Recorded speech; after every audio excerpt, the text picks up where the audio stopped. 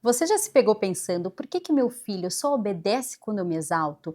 Ou por que toda simples tarefa precisa virar uma disputa de poder?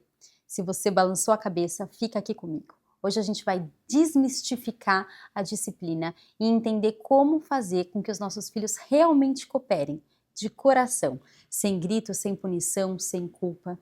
Eu sou Beatriz Samaia, sou orientadora parental, mãe de dois, especializada em psicopedagogia, e aqui no canal a gente fala sobre tudo que envolve a parentalidade, tudo que envolve o lar, a família e a maternidade. Se você gosta desse tema, já segue aqui a gente no canal. Semanalmente a gente tem vídeos sobre esse tema, e se você quer desmistificar a disciplina, curte esse vídeo, comenta aqui quais são os seus principais desafios na hora de educar o seu filho. Vamos lá? Primeiro vamos quebrar algumas expectativas. Muita gente pensa ao ouvir a palavra disciplina em bronca, grito, castigo, naquele controle rígido e absoluto. Só que disciplina não é isso. Disciplina não é fazer o seu filho obedecer cegamente ou obedecer por medo. Disciplina não é sobre controle. E também não é sobre deixar seu filho fazer o que quiser e virar tudo uma bagunça, tá? Disciplina, na essência, significa ensinar. Olha que lindo, disciplina vem da mesma raiz de discípulo, que quer dizer aluno. Então a disciplina está muito ligada na sua essência ao ensinar, ao guiar. E quando a gente percebe a disciplina por essa ótica, tudo muda. Ou seja, é guiar, orientar, educar, com firmeza e paciência. Não é travar um cabo de guerra na sua casa, uma disputa de controle de poder. Quando a gente entra nessa disputa, ninguém ganha. E eu imagino que se você já entrou nessa disputa na sua casa, você sabe, ninguém ganha. Não é bom, porque não é sobre isso criar filhos, não é sobre isso educar. Você se estressa, ele se fecha ainda mais e vocês se separam emocionalmente, se desvinculam emocionalmente. A disciplina acontece quando nós, pais e mães, e a criança, estamos do mesmo lado da mesa. Olha que bonita essa simbologia, você pensar que quando você está numa disputa de poder, você está de um lado da mesa, o seu filho no outro, mas quando vocês estão do mesmo lado da mesa e o problema do outro lado, tudo fica mais fácil e efetivo de resolver. Disciplina, ensinar, tem a ver com longo prazo, com ensinar habilidades de vida para que quando o seu filho for adulto, ele possa viver muito bem sozinho. Como então a criança aprende a cooperar de verdade? E aqui vai um spoiler, não é através do grito. A criança ela coopera quando ela se sente segura, vista, conectada com você. E é igual para nós adultos, é só pensar nas suas dinâmicas sociais, né? Seja no trabalho, seja com amigos, seja até com seu marido. Você vai cooperar muito mais quando você percebe que a outra pessoa te vê, te respeita, quando a outra pessoa tem realmente um interesse de cuidado e de carinho com você. Né? Provavelmente você vai cooperar muito mais nessa situação. E com as crianças não é diferente. Se seu filho se sente compreendido, se ele sente que ele está do mesmo lado que vocês estão juntos, naturalmente ele vai cooperar mais. Mas aí tem um ponto importante. Isso não quer dizer que ele nunca vai te desafiar. Crianças testam limites, isso é normal, isso é parte do desenvolvimento. Isso não quer dizer que você está fazendo algo errado. As crianças, especialmente os pequenininhos, ainda estão num boom de desenvolvimento. O cérebro da criança está se desenvolvendo e a parte que controla impulsos, que raciocina, não está madura e desenvolvida ainda. Por isso que a criança, às vezes, ela não consegue controlar aquele impulso e faz aquilo que você falou que não era para ela fazer.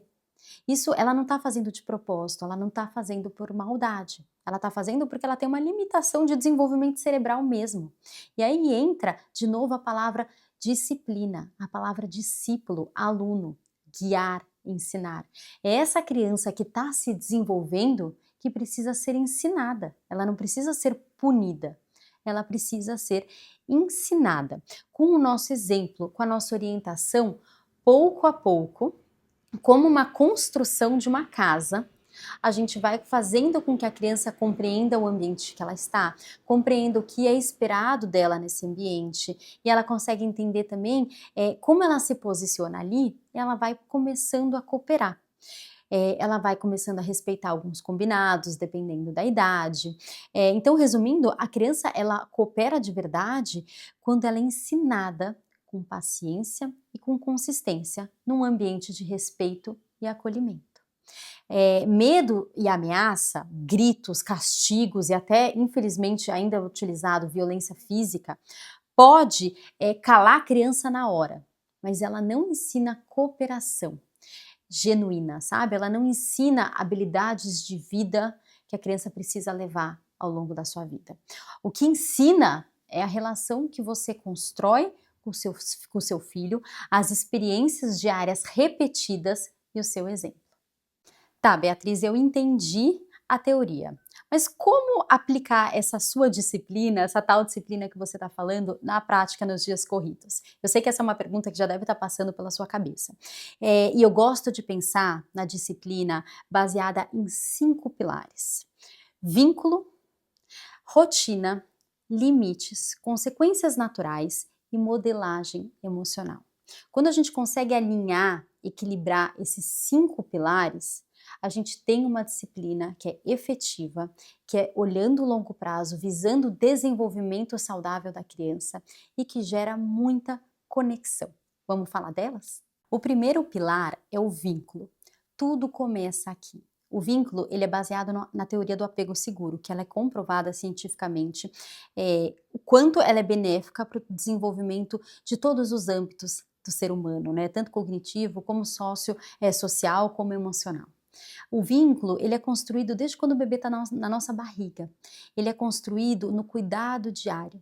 E quanto mais forte esse vínculo, mais conexão a gente tem com os nossos filhos, mais eles se sentem vistos e amados, mais eles vão cooperar. E o vínculo, como eu falei, ele é construído no dia a dia com consistência e previsibilidade e afeto.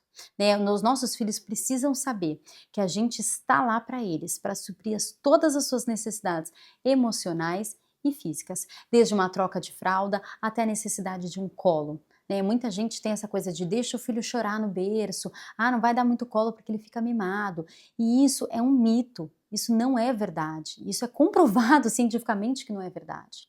Nós precisamos suprir nos primeiros anos de vida dos nossos filhos suas necessidades emocionais. O bebê ele precisa de colo, o bebê precisa de afeto, ele precisa criar essa conexão. E essa conexão vai ser, quando bem criada, ela vai ser muito importante para que o seu filho coopere lá na frente e para que ele respeite os limites, né? E uma coisa que é importante a gente prestar atenção na construção do vínculo é que o dia a dia é muito corrido para todos nós, né? E a gente pode acabar traduzindo cuidado para os nossos filhos em fardo, em pressa, em algo que está atrapalhando a nossa vida. Então, tem que de novo trocar fralda. Você não aprendeu ainda a colocar seu sapato. Nossa, como você demora. Vamos rápido. De novo você quer suco. Nossa, menino, você quer mamar o tempo inteiro. Então, a gente tem que tomar esse cuidado para que o cuidado diário seja expressado como amor, como afeto. Tudo isso importa para a criação do vínculo nosso com os nossos filhos. E tudo isso importa também para a construção dos nossos filhos, da sua própria visão, do seu próprio eu. Uma criança que se sente amada, ela tem a sua autoestima construída de forma saudável. O segundo pilar da nossa disciplina, então a gente falou de vínculo, da importância de criar um vínculo emocional forte com os nossos filhos, e agora a gente vai falar do segundo pilar, que é a rotina. As crianças precisam de previsibilidade. Na verdade, todos nós precisamos de previsibilidade, inclusive nós adultos. O nosso cérebro humano precisa de previsibilidade. E o da criança mais ainda. Por quê? Porque o cérebro dela ainda está em desenvolvimento. A criança muito pequena, ela não tem noção do todo, ela não tem noção do tempo como nós temos. Por isso que quanto mais previsibilidade a gente dá para ela ao longo do dia, quanto mais ritmo, mais calma essa criança é.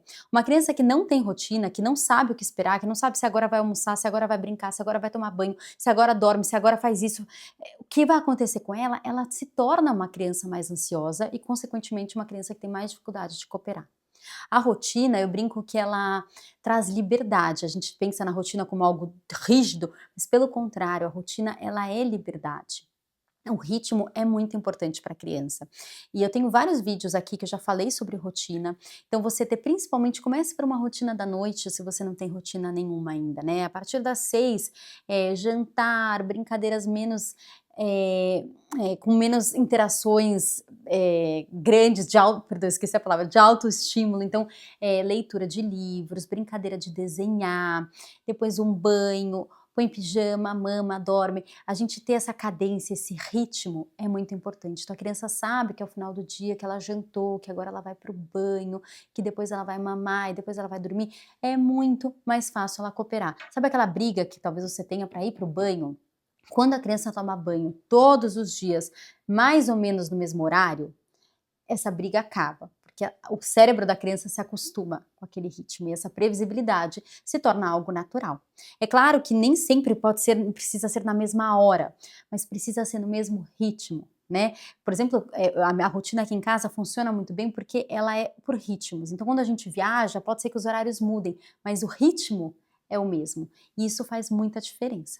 E aí a dica aqui é tragam as crianças para cooperarem na rotina, né? Então envolve, você pode fazer um quadro de rotina, você pode tornar as transições de atividade, de uma rotina, de uma atividade para outra, jantar, banho, algo que a criança participa. Agora é hora de pegar a toalha, vamos lá pegar a toalha. A gente pode fazer com que a rotina seja divertida, não precisa ser uma dureza, uma rigidez, né? E a rotina vai ser muito importante e uma grande aliada para o seu filho cooperar nas tarefas do dia a dia. O terceiro pilar são os limites. Então nós falamos de vínculo, que é a nossa conexão com os nossos filhos, de rotina, que é o ritmo do dia dos nossos filhos, e agora a gente vai falar dos limites. É impossível falar de disciplina sem falar de limites. Os limites, eles são essenciais. As crianças precisam crescer com fronteiras claras e consistentes, né? A criança precisa saber o que é esperado dela e o que ela pode esperar daquele ambiente. E isso faz muita diferença na hora da cooperação, e se uma criança ela é muito ansiosa ou não. Então, se a criança ela pode fazer tudo, ela pode testar tudo, ela pode subir ali, depois ela pode ir fazer o que ela quiser. Isso faz com que ela queira cada vez mais e mais e mais testar limites, e isso gera uma ansiedade gigantesca. Lembra quando eu falei que o cérebro precisa de previsibilidade? As crianças elas precisam de limite, elas precisam saber que, por exemplo, não se sobe no sofá de sapato. E isso é uma regra que todos os dias acontece. Se um dia você deixa ela subir com o sapato no sofá, no outro dia não. Outro dia você deixa, outro dia não. A criança ela não sabe o que esperar daquele ambiente. Eu posso ou não posso? Aí o dia que você não quer que ela suba, ela não coopera e o problema é dela. É uma criança que não coopera. Mas na verdade é uma criança que não tem limites estabelecidos de forma consistente. É muito importante isso. É possível a gente ser firme e ainda ser amorosa, ser gentil. Muitas pessoas confundem um pouco isso, acham que ser firme, colocar limites significa gritar, punir, mas assim, não tem nada a ver com isso, isso ficou no passado. Hoje a gente sabe e a gente tem diversas ferramentas que nos ajudam a colocar limites de forma firme, consistente e ainda assim respeitosa. Então vamos supor que você tem um filho muito pequenininho, sei lá, 1 ano e meio, que começou a bater em você, então você tá com ele no colo, ele vai lá e bate. Você não pode deixar isso acontecer, a criança ela precisa de limites, você não precisa brigar e humilhar uma criança que tem 1 ano e meio, que está precisando, que é um discípulo, que é um aluno, que precisa de disciplina. Você segura a mãozinha dele, fala, mamãe não vai, com uma voz firme, mas calma. Você segura a mãozinha dele, fala, mamãe não vai deixar você me bater, não pode bater. A gente pode ficar brava, mas a gente não pode bater. Tira a mãozinha. Ah, ela fez de novo. Você vai repetir de novo. O limite, ele é baseado na consistência e na repetição. Para você incluir um novo hábito na sua vida, provavelmente você vai precisar fazê-lo várias vezes. E olha que você é adulta, então imagina uma criança. Você vai precisar ensinar o limite. Por isso que o limite ele não pode ser um dia uma coisa, outro dia outra. E aí, de novo, quando a gente pensa em cooperar, quando a gente pensa numa disciplina que existe essa cooperação afetiva, uma cooperação genuína, ela também vem dos limites. Então, se a gente tem um bom vínculo com os nossos filhos têm uma boa rotina e eles têm limites claros, previsíveis, consistentes, é muito mais fácil a criança cooperar, é muito mais natural para ela cooperar. Lembra, limites precisam ser claros, você não precisa explicar muito. mas a gente precisa deixar claro para a criança qual é o limite. E eles precisam ser consistentes, o mesmo limite sempre. Isso vai ajudar muito na cooperação do seu filho, no seu dia a dia. O quarto pilar é a consequência natural. Então a gente falou de vínculo, de rotina, de limites e agora a gente vai falar de consequência natural. Por que eu coloco a consequência natural nesses 5 pilares da disciplina? Porque os nossos filhos vão errar. Eles estão num processo de aprendizagem e aprender significa errar. A gente erra até a gente aprender. Agora a gente precisa saber como lidar com o erro dos nossos filhos. Antigamente o erro ele era visto como algo ruim, né? Acontece um erro, a criança precisa ser punida. Hoje a gente sabe que o erro precisa ser ensinado. Então lembra, sempre tudo volta para a raiz da palavra disciplina, que é discípulo, que é aluno, que é guiar, ensinar, orientar. Então, a consequência natural, ela não é o castigo. Normalmente, eu fiz um vídeo aqui, acho que 2 semanas atrás, sobre castigo. O castigo, ele é uma punição desconectada da ação da criança. A consequência natural, não. É a gente ensinar para os nossos filhos que tudo que a gente faz tem uma consequência, que os nossos erros têm consequência. Né? Só que a gente pode fazer isso de um lugar de orientação, de um lugar de guia. Então você tem um filho ali de 5 anos que na hora da refeição ficou bravo e jogou o suco no chão. Num modo automático e de antigamente, você daria uma super bronca no seu filho, vai pro quarto, hoje você não vai ver TV. Né? Quando a gente pensa numa disciplina que é uma disciplina consciente, a gente sabe que a gente pode ensinar para os nossos filhos a consequência natural. Você derrubou o suco no chão, filho, agora o suco caiu, a gente vai precisar limpar. Pega um pano para a gente limpar esse suco juntos.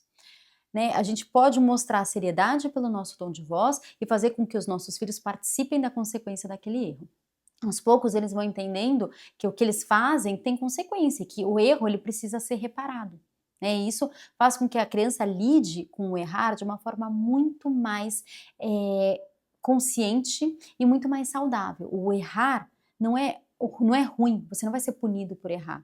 O erro faz parte do aprendizado. E quando a gente participa da reparação do nosso erro, a gente compreende o que foi que de fato a gente fez de errado. Quando a gente só castiga os nossos filhos, quando a gente grita, quando a gente humilha, quando a gente coloca de castigo ou até quando bate, a criança não entende o real motivo do que aconteceu, qual é a real consequência daquilo. Ela só está vendo como algo ruim, como ela errou, foi algo ruim. E isso vai criando uma desconexão, né? A criança começa a ter rancor dos pais, ou a criança começa a ter vergonha. Isso vai separando a criança dos pais e não é o que a gente quer. É impossível, assim, é muito errado a gente pensar que quando a gente coloca uma criança de castigo, a criança vai lá para o quarto ficar refletindo sobre o que ela fez de errado para não fazer mais. Pelo contrário, a criança vai ficar ali alimentando uma raiva, alimentando uma culpa, alimentando um medo. Então não é benéfico. Quando a gente traz a consequência natural, aí sim a gente está realmente ensinando os nossos filhos e na construção da disciplina, isso vai fazer muita diferença na cooperação. Agora vamos falar sobre o 5º pilar da disciplina. Vamos só fazer um recap aqui do que a gente falou. Então a gente falou do vínculo, que é o início de tudo, que é a nossa presença previsível, consistente, é a gente estar lá para os nossos filhos, para suas necessidades emocionais e físicas. A gente falou da rotina, que é a previsibilidade, que é o ritmo. A gente falou dos limites, que são essenciais para a construção do caráter, para a construção de quem os nossos filhos são e para a cooperação deles. E a gente também falou das consequências naturais, que é como lidar com o erro dos nossos filhos. Agora a gente vai falar do 5º e último pilar, que é a modelagem emocional. Esse pilar, ele pode doer um pouco na gente, porque ele parte 100% de nós. A modelagem emocional coloca a gente como espelho dos nossos filhos. Sabe aquele ditado?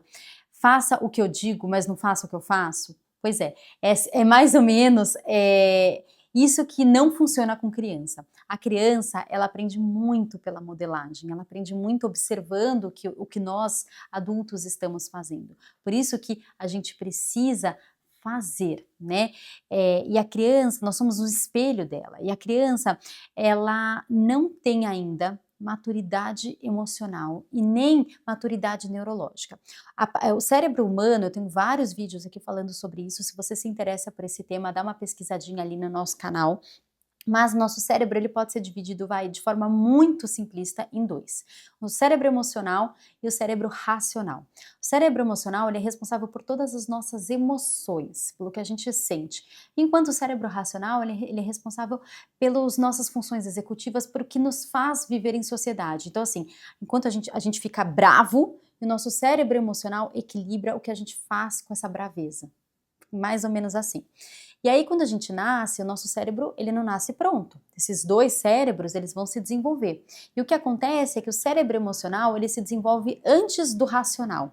Né? Eles vão se desenvolvendo juntos, mas o racional vai demorar um pouquinho mais para se desenvolver. Então, a criança pequena, ela sente muito, ela tem muitas emoções, só que ela ainda não tem a capacidade racional de lidar com essas emoções. E quem tem a capacidade racional de lidar com as emoções? Quem tem a capacidade de ter inteligência emocional? Quem é, na relação, a pessoa que tem o cérebro maduro? É você, né? São os pais. Ou seja, nós precisamos ser o modelo de controle emocional para os nossos filhos que ainda não têm essa capacidade. Isso é muito forte e importante porque nós não fomos educados com isso, né? Na nossa época a gente não falava de inteligência emocional como se fala hoje. Hoje as crianças aprendem inteligência emocional desde cedo na escola. Então, para nós, é como se a gente precisasse ensinar algo para os nossos filhos que nós não aprendemos. Ou seja, a gente precisa ensinar enquanto a gente está aprendendo. Isso é difícil mesmo. Mas a gente precisa ter essa humildade e essa consciência da importância que é a gente se regular emocionalmente para que os nossos filhos também o façam. Se nós somos mães desreguladas, que grita, que é impaciente, que é apressada, que é caótica, é claro que os nossos filhos vão ser assim. Como é que a gente vai esperar que os nossos filhos sejam crianças que cooperem se a gente está o tempo inteiro desregulado emocionalmente? Para eles isso é impossível, eles estão aprendendo com a gente. E a gente pode ensinar eles a modelar suas emoções de forma prática mesmo. Então assim, se você está muito cansada no final de dia, seus filhos estão exigindo muita interação, você pode falar para eles, olha, a mamãe está um pouco cansada, a mamãe vai ficar um pouquinho quietinha agora, só para recarregar minhas energias. Você está ensinando para eles o que fazer quando você está cansado, ao invés de explodir com eles. Essas modelações são muito importantes. A gente vai modelando emocionalmente os nossos filhos até que eles tenham capacidades e habilidades para fazer essa modelação, essa autorregulação sozinhos. Então, nesses primeiros anos de vida, é muito importante que a gente seja esse espelho de calma. E não é um espelho de perfeição, mas é um espelho de alguém maduro. Né? Não tem como muitas pessoas se sentem incomodadas quando a gente fala um pouco sobre como a gente é o exemplo, porque elas se sentem como se fosse um peso, sabe? Uma responsabilidade que a gente jogou. Mas a verdade é que nós somos as pessoas maduras daquela relação. Os nossos filhos, lembram, eles são discípulos, eles são alunos, eles dependem de nós para aprender. Então a regulação emocional vai ser muito importante para o seu filho aprender a se regular e, consequentemente, a cooperar. É impossível, de novo, uma mãe que é completamente desregulada emocionalmente, está o tempo inteiro gritando, esperar que o filho coopere. Então a gente falou sobre, de novo, vínculo, rotina, limites, consequências naturais e modelação emocional. Esses são 5 pilares de uma disciplina que funciona, de uma disciplina que é voltada para o desenvolvimento do caráter, desenvolvimento das habilidades de vida, para o desenvolvimento saudável das crianças. Quando a gente consegue equilibrar, de novo, não é ser perfeito, mas equilibrar e olhar esses 5 pilares, eu te garanto, a vida aí na sua casa vai mudar muito. E agora uma coisa, não vamos romantizar a disciplina e o desenvolvimento dos nossos filhos. Mesmo com esses 5 pilares, a birra pode e provavelmente vai acontecer. Isso faz parte. Isso é uma coisa natural do desenvolvimento da criança. Lembra, eles estão aprendendo. Então não espere, alinhe as suas expectativas com o desenvolvimento e a fase de idade, de vida que seu filho está. É claro, a gente faz tudo isso, mas a gente precisa lembrar, os nossos filhos não têm ainda o cérebro racional desenvolvido, então eles não têm controle de impulso, eles não têm autorregulação, eles têm muita dificuldade de lidar com a frustração. Então, assim, a birra, ela vai acontecer. Só que quando a gente compreende tudo isso, quando a gente olha a disciplina de uma forma holística, a gente consegue ter um olhar para a birra muito mais generoso. né? É muito mais carinhoso. E aí a gente consegue lidar com ela de um lugar melhor. Quando a gente tá sem consciência nenhuma, não tem vínculo consciente com os nossos filhos, não tem rotina, nossos filhos não têm limites consistentes, eles são punidos em vez de orientados, eu também sou uma mãe desregulada, a gente vai lidar com e aí vem a birra, a gente vai lidar com a birra achando que os nossos filhos são um problema. Então esses 5 pilares trazem intenção para a disciplina e fazem com que a gente enxergue o desenvolvimento dos nossos filhos de uma forma diferente. Lembre-se sempre, disciplina, gente, a raiz da palavra disciplina, discípulo, aluno, ensinar, guiar. Então, quando as coisas saírem um pouco aí do controle na sua casa, respira e lembra de novo qual que é a sua função. Orientar, guiar, ensinar. E assim, e aqui eu deixo bem claro, isso não significa uma vida sem regras. O limite, ele é um dos principais pilares da disciplina.